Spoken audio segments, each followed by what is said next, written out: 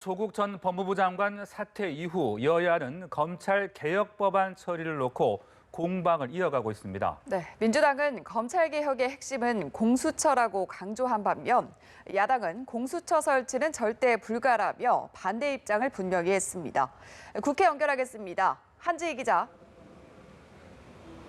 네, 민주당은 조 전 장관이 짧은 재임 기간에도 검찰개혁의 이정표를 만들었다고 평가하며 반드시 검찰개혁을 이뤄내겠다는 의지를 드러냈습니다. 이인영 원내대표는 조 전 장관에 대해 검찰개혁의 불쏘시개 그 이상이었다고 평가를 하면서 하늘이 두 쪽 나도 검찰개혁을 완수하겠다는 뜻을 밝혔습니다. 그러면서 국회 선진화법을 무기로 과감히 검찰개혁과 정치개혁을 이루기 위해 야당의 의견을 경청하겠다고 말했는데요. 이 원내대표는 특히 고위공직자 범죄수사처, 공수처 설치를 뺀 검찰개혁은 안고 없는 찐빵이라며 공수처에 반대하는 한국당을 향해 가짜 검찰개혁을 선동하는 비겁한 행동이라고 비판했습니다. 반면 야권은 모든 국론 분열과 국정 혼란의 책임은 문재인 대통령에게 있다며 정식으로 사과하는 것이 도리라고 한 목소리로 비판했습니다. 한국당 나경원 원내대표는 10월 항쟁은 조국뿐만이 아니라며 지금부터 시작이라고 여권을 겨냥했습니다. 그러면서 위성과 무능 독재의 열차를 멈춰 세워야 한다며 장기 집권 사령부, 공수처는 절대 불가하다고 맹공을 퍼부었습니다. 바른미래당 오신환 원내대표는 패스트트랙 지정 당시 여야 합의를 깨고 검찰 개혁 법안부터 처리하자는 여당의 제안은 수용할 수가 없다며 강한 유감을 나타냈습니다.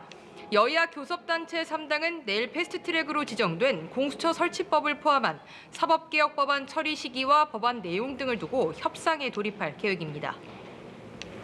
네, 국감 상황도 좀 알아보겠습니다. 조 전 장관이 사퇴를 했지만 국감 곳곳에서 조 전 장관 관련 이슈가 도마에 오르고 있다고요?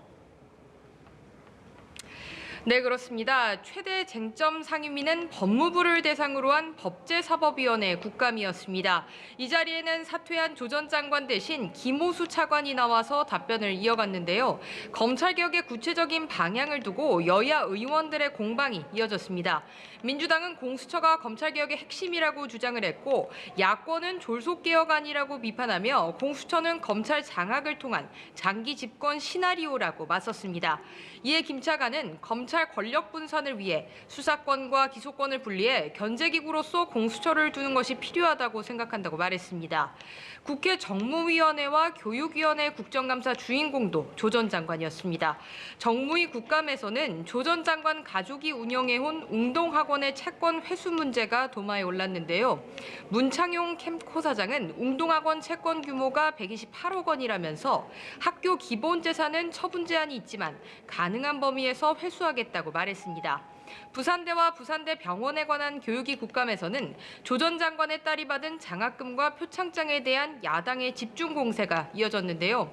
부산대 전우환 총장은 장학금이 지급된 후에 보고를 받았다며 당시 회의록을 봐도 상당한 우려가 있다는 내용이 포함돼 있다고 밝혔습니다. 과학기술정보방송통신위원회의 한국정보화진흥원 국감에서는 이른바 조국 펀드가 투자한 회사들과 연관이 있다는 의혹을 받는 버스 공공 와이파이 사업에 대한 야당 의원들의 질의가 쏟아졌습니다. 지금까지 국회에서 연합뉴스TV 한지희입니다.